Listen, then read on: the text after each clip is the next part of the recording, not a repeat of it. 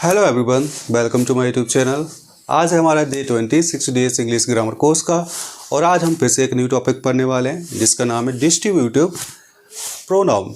और इस टॉपिक के अंदर मैं आप लोगों को सिखाने वाला हूँ कि किस तरह से इस टॉपिक का यूज़ किया जाता है और इसके अंदर कौन कौन से वर्ड्स आते हैं। ऑलराइट, तो सबसे पहले हम समझते हैं डिस्ट्रीब्यूटिव प्रोनाउन है क्या। ठीक है, डिस्ट्रीब्यूट का मतलब क्या होता है। डिस्ट्रीब्यूट मतलब उनको बांटना। ठीक है, तो इसी तरह से इसमें भी दो या उससे अधिक लोगों को बारे में अलग अलग तरीके से बताया जाता है। ठीक है, उसको बोलते हैं सेपरेट करके बताया जाएगा।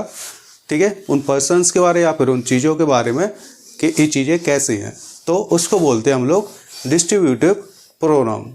ठीक है, तो चलिए इसको और बेहतरीन तरीके से समझ लेते हैं हम।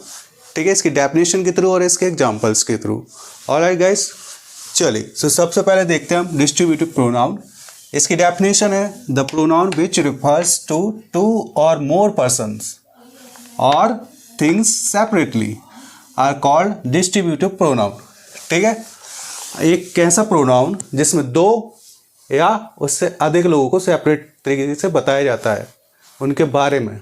ठीक है, या फिर चीज़ों के बारे में, तो वो कहलाता है आपका डिस्ट्रीब्यूटिव प्रोनाउन। ठीक है, इसके एग्जाम्पल जैसे कि आप देख सकते हैं यहाँ पर ईच का मतलब हिंदी में होता है हर एक। ईदर का मतलब होता है दोनों में से कोई एक। नीदर का मतलब है कोई भी नहीं। एनी का मतलब कोई। एनीवन का मतलब कोई एक।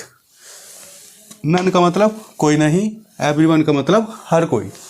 ठीक है, तो इस तरह से आपको जो है आपको वर्ड्स मिलेंगे।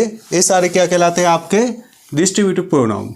ठीक है, ये चीज़ों को डिस्ट्रीब्यूट करते हैं या फिर लोगों को डिस्ट्रीब्यूट करते हैं, तो इसलिए इनको बोला जाता है डिस्ट्रीब्यूटिव प्रोनाउन।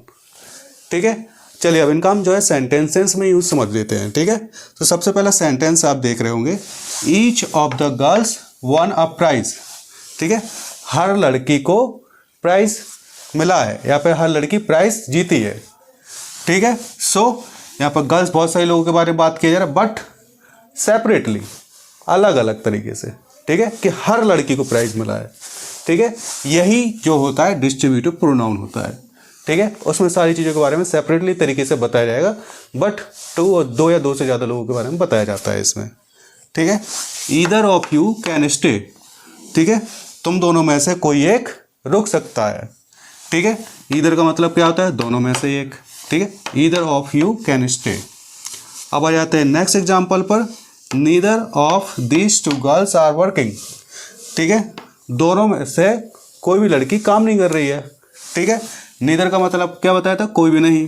ठीक है, दोनों में से कोई भी काम नहीं कर रही है। ठीक है, सो यहाँ पर भी देखा, दो लड़कियों के बारे में बताया अलग अलग कि इन दोनों में से कोई भी काम नहीं कर रहा है। अब फोर्थ एग्जाम्पल देखते हैं, none of the three pictures was good. जो तीन पिक्चर ली थी उनमें से तीनों में से कोई भी सही नहीं थी। ठीक है, तीनों पिक्चर्स के बारे में बताया गया सेपरेटली कि तीनों में से कोई भी पिक्चर जो थी आपकी सही नहीं थी। तो ये कहलाता है आपका डिस्ट्रीब्यूटिव प्रोनाउन। इस तरह के आपके वर्ड्स मिलेंगे आपको। ठीक है, अगर एग्जाम्स वगैरह में आते हैं, आपके कॉम्पिटिटिव एग्जाम्स हुए या फिर कोई और एग्जाम्स हुए, ठीक है, तो इस तरह के आपको वर्ड्स मिलेंगे। तो आपको समझ जाना है कि वो है डिस्ट्रीब्यूटिव प्रोनाउन। और इसके लिए मैं आपको बताया तो थोड़ा सा बस आपको जो है इंग्लिश समझ में आना चाहिए। ठीक है, तो थोड़ा सा आप प्रैक्टिस करते रहिए। अगर आपको बिल्कुल भी नहीं आती है तो आपको और भी बेटर तरीके से ये जो मैं आपको वीडियो लेक्चर डालता हूँ वो आपको और भी आसानी से समझ में आएंगे। ठीक है, जैसे कि फर्स्ट है, each of the girls won a prize. ठीक है, हर लड़की जो है प्राइज जीती है। Either of you can stay, तुम दोनों में से कोई भी एक रुक सकता है। Neither of these two girls are working, दोनों में से कोई भी लड़की काम नहीं कर रही। None of the three pictures was good, तीनों पिक्चर्स में से कोई भी जो पिक्चर थी अच्छी नहीं थी। ठीक है, तीनों के बारे में बताया गया, सेपरेटली बताया गया। यही हमारी ये डेफिनेशन कहती है डिस्ट्रीब्यूटिव प्रोनाउन की। सो आई होप आपको डिस्ट्रीब्यूटिव प्रोनाउन समझ में आ गया होगा। ये जो वर्ड्स हैं इसमें, इनका खास करके आप ध्यान रखना।